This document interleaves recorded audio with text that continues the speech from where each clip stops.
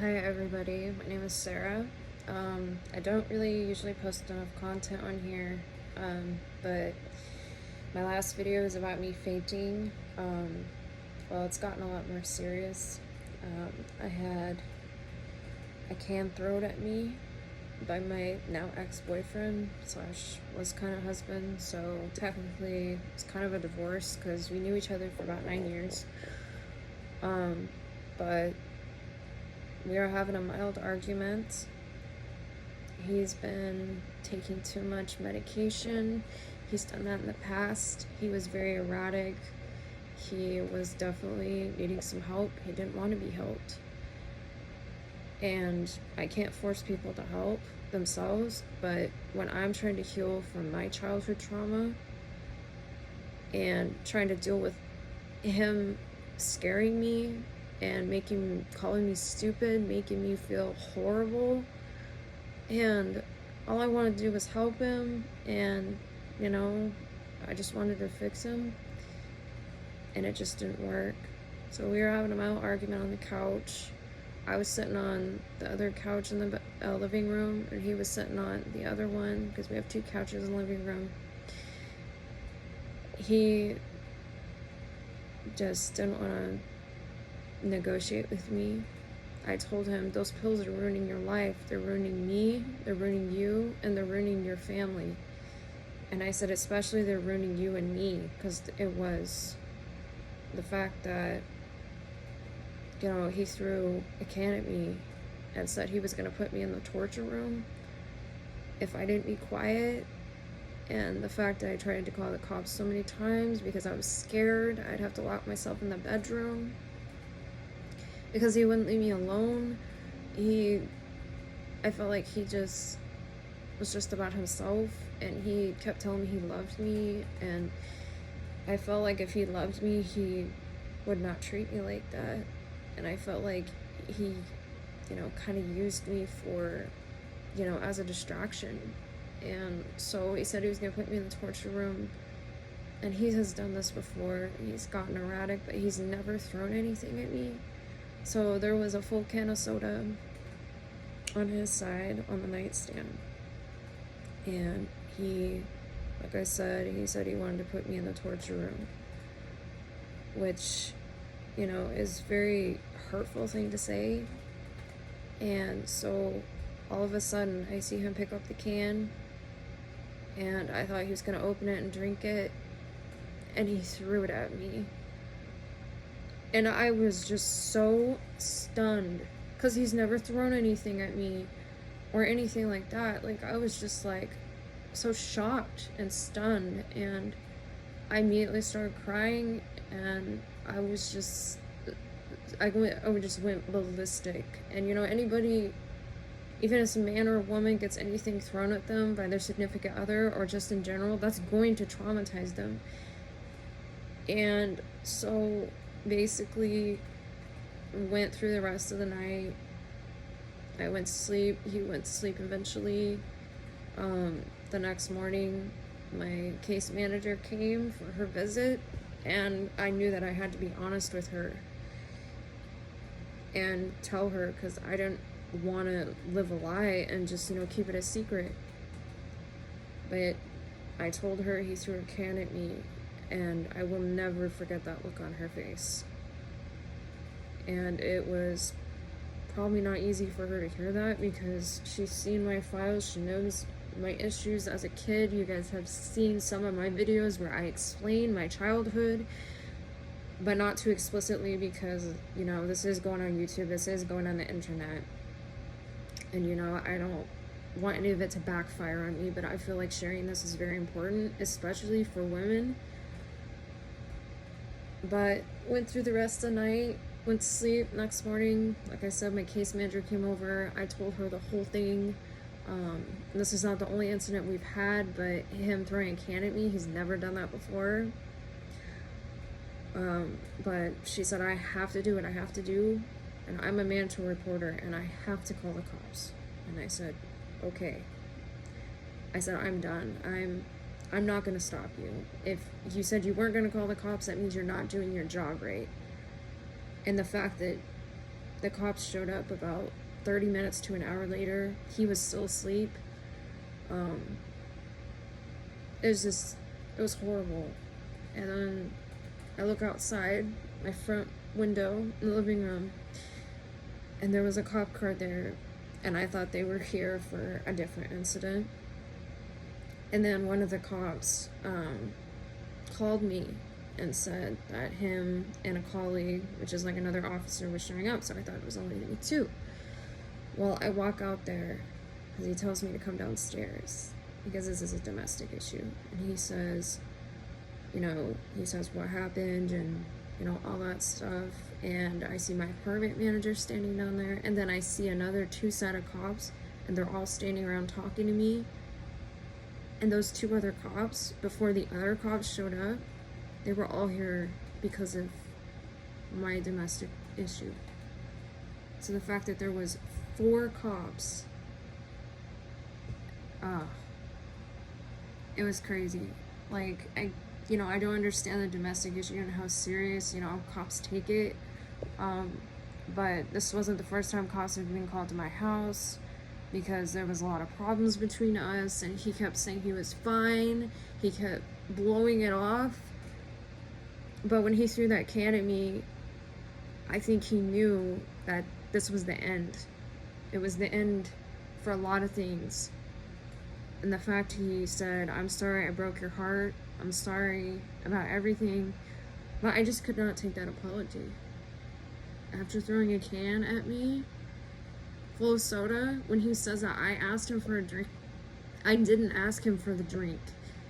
I just wanted him to, try and get some help, because it wasn't doing him any good, it wasn't doing me any good. But then about 10 minutes later, after he threw the can at me, he said, "I meant to throw that can at you." And I went ballistic again. And I was just like, "You meant to throw that at me? Like, why would you do that? Like, there's no excuse for it. Even if we're having a really huge argument, you don't throw things at people. You don't do that kind of thing." And it's just made me realize that I need to take care of myself. And the cops told me the next day when they came, they said, if he does not admit to throwing the can at you, he is not going to get arrested. So I stood outside, sat on the big picnic table thing out there, and I was sitting out there in the heat. It was hot, and I was just like, man, they're taking a while. And about 10 or 15 minutes later, all 4 cops come out with him, and he's in handcuffs. And I was just kind of traumatized to see him in handcuffs again, because he's been in handcuffs before for a car accident back in 2019, so that was still traumatizing. But the fact that he admitted it means that he was finally gonna go get himself some help. And the fact that the cops told me over and over that, hey, he's gonna snap at you one day and you may not be here. You may be dead. And my mother died of domestic violence by my father. And he said, this has to be a real wake-up call for you, Sarah, because you need to leave him. You need to have an exit plan. And I didn't have anywhere else to go, so I just dealt with it, Like a lot of women, sometimes they don't have anywhere else to go, especially if you have developmental disabilities and you can't work and you only get paid a little bit of money a month just to pay your rent. Yeah, it's hard. And I didn't want to lose my apartment. I didn't want to lose my life. I didn't want my life to change. I thought my life was going to be, everything was going to be taken care of. I always had a place to live. I always had somebody that was loving me and taking care of me as well.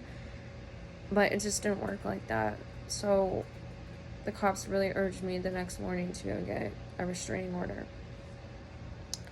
Well, I went to the courts on Monday morning, because this happened Sunday night. And I filed for a restraining order. And yes, I did tell the whole truth. I put what he did. I explained it to the judge. I also explained an incident in July where he tried to physically assault me with himself, but not with a can. And yeah, it's just like, I don't like courtrooms. I surprised that I just didn't start bawling my eyes out talking about it.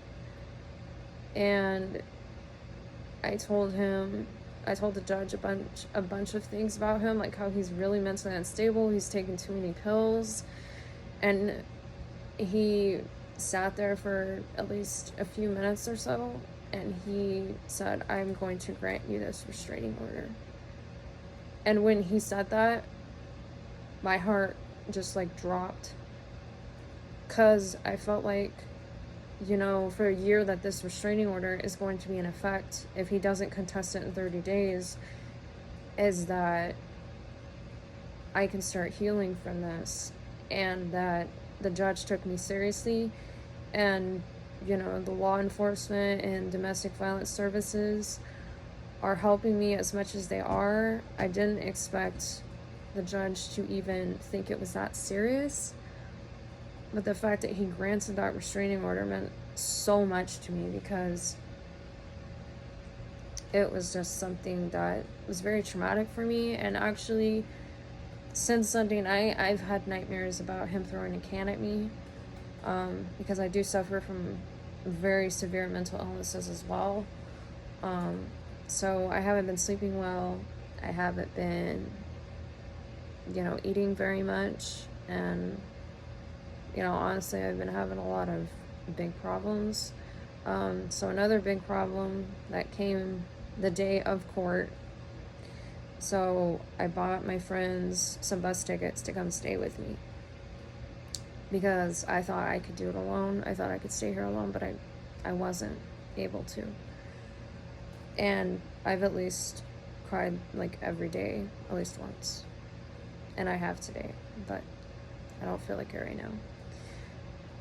But when they got here, I opened the door. It was about 1 a.m. because their bus was late coming down here.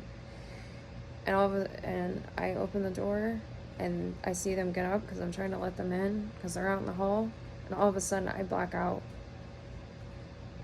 Just like, I don't remember anything after that. And then all of a sudden, I'm on the floor, and my friend is standing over me saying, "Oh my God, are you okay?" Like, she tried to pick me up. I tried to get up on my own, and I was like, "Oh God, did I faint again?" And she said, "Yes, you did." And so she said I tried to get up again, and I almost fell again, and I almost hit the wall. And then I told her, just put me in bed in here, and so I went to sleep. But the next day, she told me that she literally almost called 911 because she thought I was dead. She thought that me hitting my hard floor in my apartment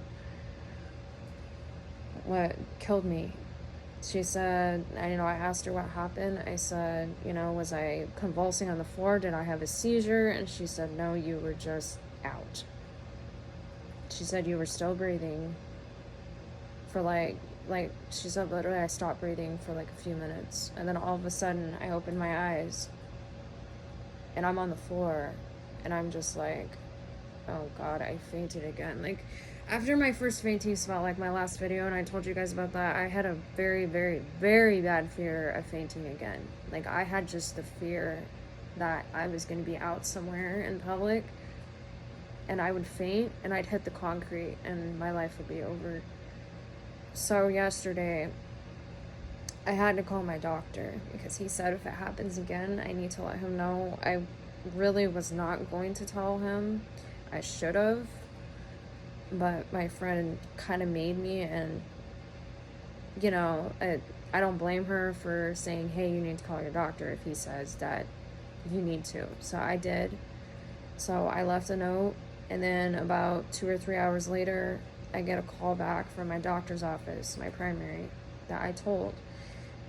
And he wants to do blood work on me. I don't know exactly what blood work he wants to do.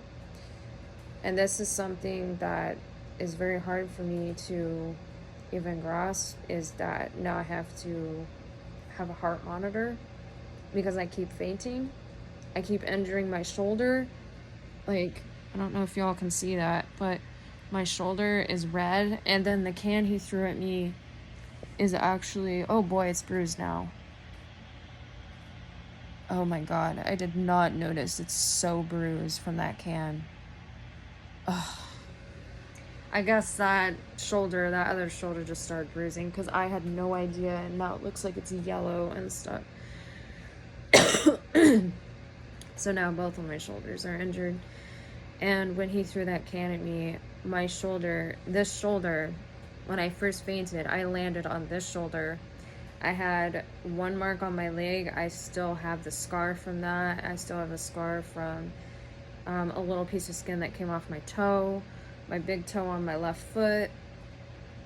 And so the fact that he threw a can at this shoulder that just healed from me fainting the first time, it didn't make it any better. I'm surprised that the can didn't break my shoulder.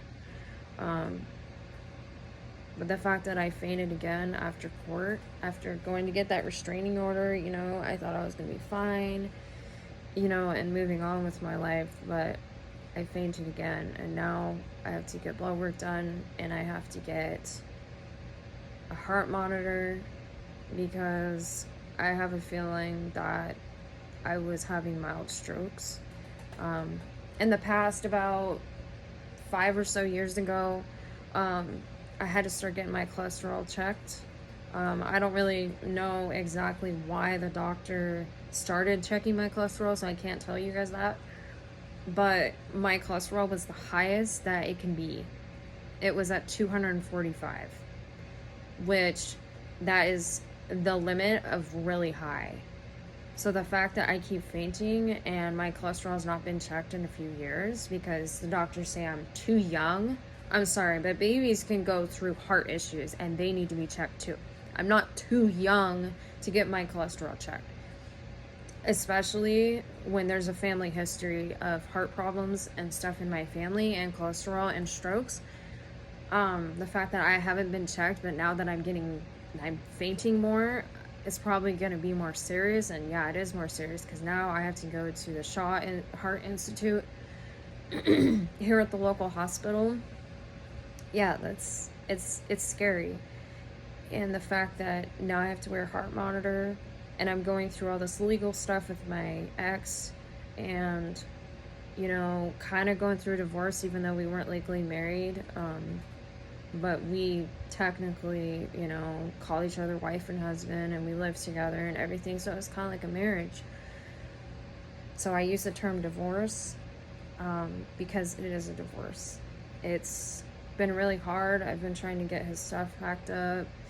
His sister came and got a few of his things, but I still have to fear that I'm going to see him for him to get his furniture and the rest of his stuff. But with a no contact order and a restraining order, the cop has to be present because there's double protection on me, and they do not trust him showing up here by himself to get his things because of all the things that he's caused me. So I'm still waiting on that. So it's not easy right now.